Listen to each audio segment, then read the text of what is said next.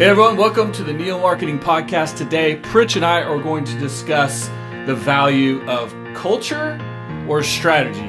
Which comes first? Welcome to the Golden Group Neo Marketing Podcast, a bi-weekly discussion of modern business communication.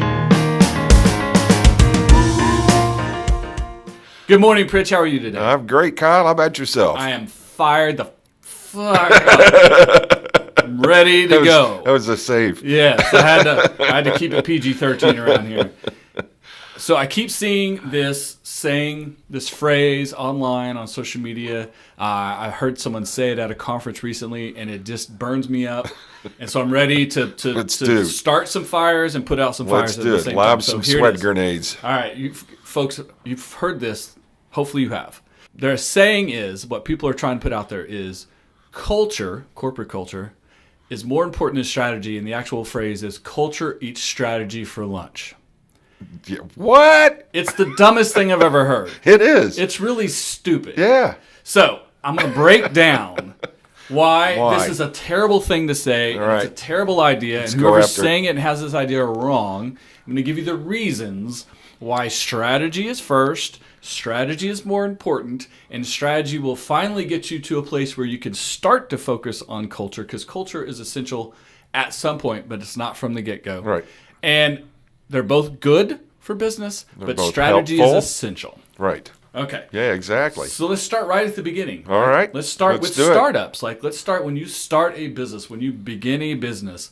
Of course, the first thing you have to do outside of having a product or service, name, all these things, right? You've got your MVP, your minimally viable product. You're ready to go to market.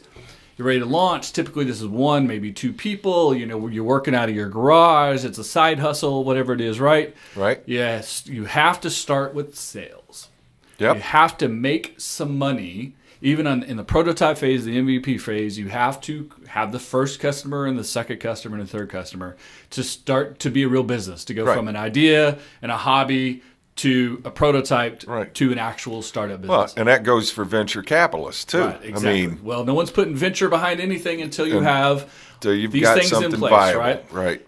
How you get that first customer is based purely on strategy. Yep. You start with strategy. Let me say that one more time, people, because I'm not playing on this topic. You start with strategy. Start with strategy. You have to understand what your product is, what your business is, what your strengths and weaknesses are, who you are, and what you bring authentically to the market. Right. That helps you figure out your position. When you balance that versus your competitive analysis, whatever is available out there, et cetera, right, gives you a position in the industry. That's how you figure out how you're going to sell. The second half of that is who's your audience, who's most likely to say yes to the transaction. So your position plus your audience equals a sales opportunity. That process is strategy. That is strategic planning right there. Right. It starts right there. Now, the idea of stand on a street corner and yell at people until they buy your oranges out of a bag is fine if you're on the LA freeway. But if you're starting a business in 2019, you can't hope, guess, or get lucky with your customer base. Right. You have to build it through strategy. Absolutely. So you have to start with someone to sell to. Who is it? How are you going to sell it to them? And then gain their attention through marketing channels. Then convert them into a customer. They pay you money, and now you have a business.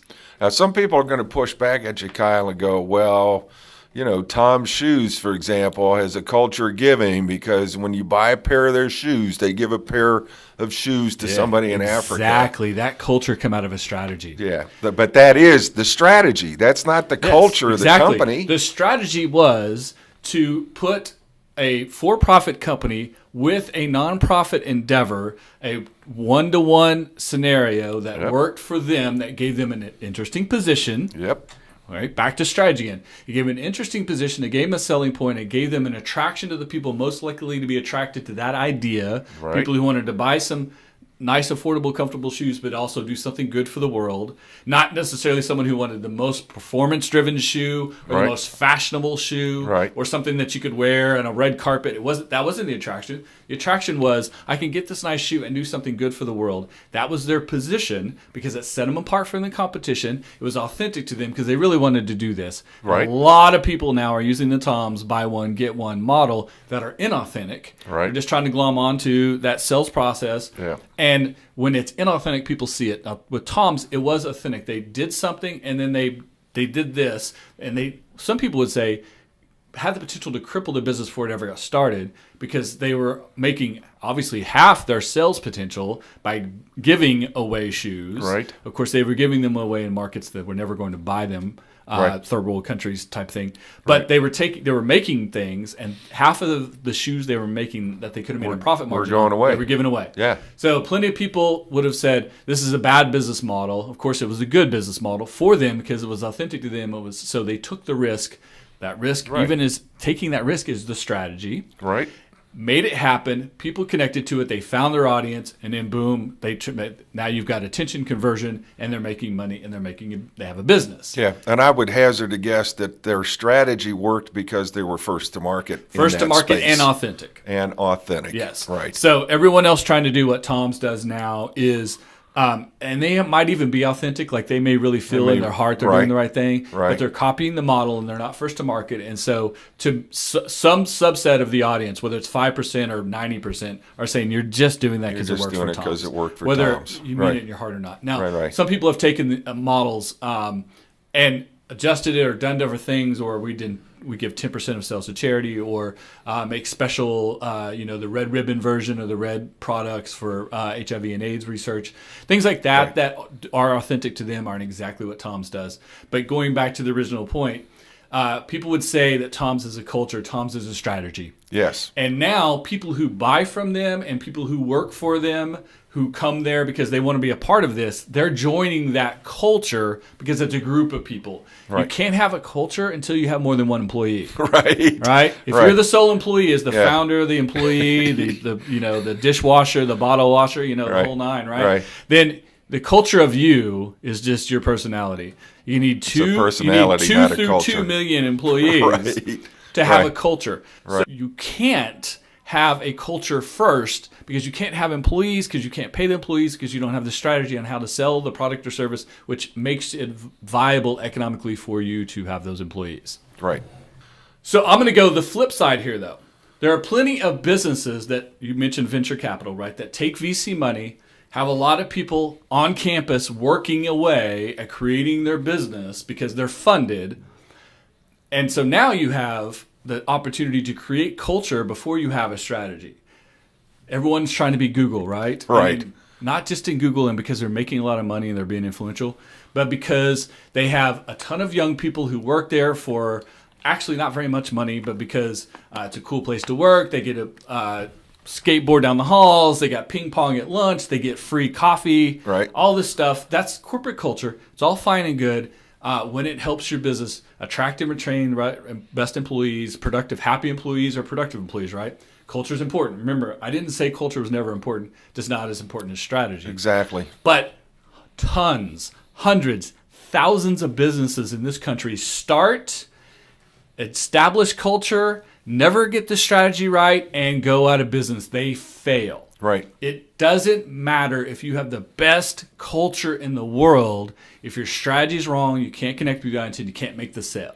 Well, I'll use the Google example. Before the skateboarding, before the ping pong tables, before anything, they had a mission statement. True. The mission statement grounded in strategy. This is what we want this company to do. The two brothers that started it, it was the two of them. Yeah. It wasn't 50 people, 100 people. It wasn't a campus of let's all be great together and have casual Friday. Two guys working in So a small space, just grinding it out. Yeah, Right? this is what we want to do. Right. This is our mission, which became their strategy.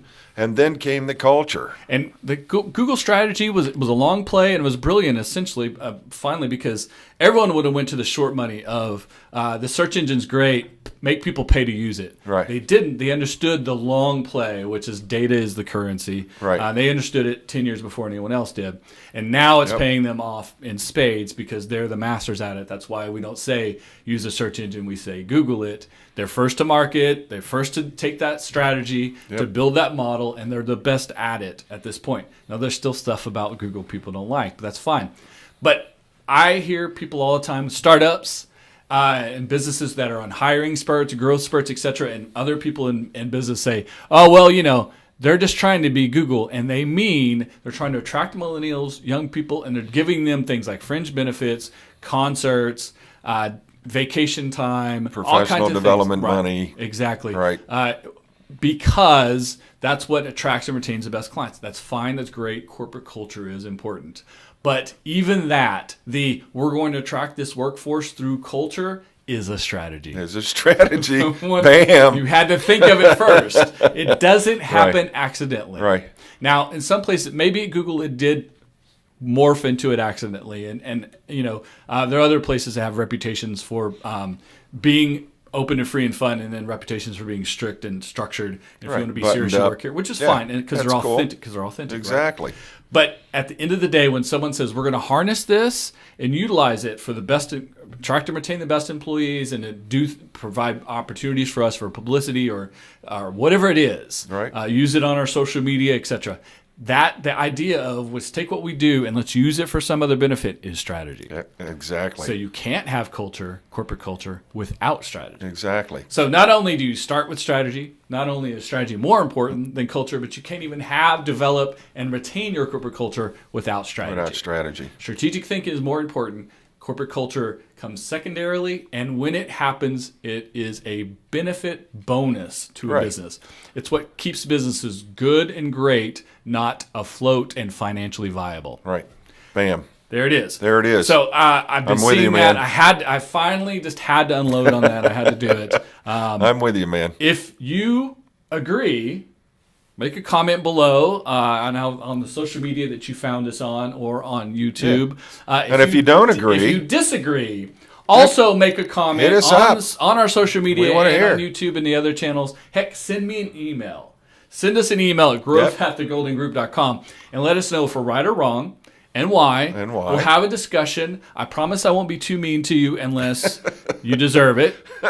And let's all think of good ways that we could talk great about corporate culture and strategy, and how they coincide, how they work together, how good strategy makes culture better, how culture makes strategy better, etc. It's a feedback loop when it's done well. So let's talk about it on social media. Yep. Think about it, and be looking forward to our next podcast in 2 weeks. Until then, good luck. Ciao.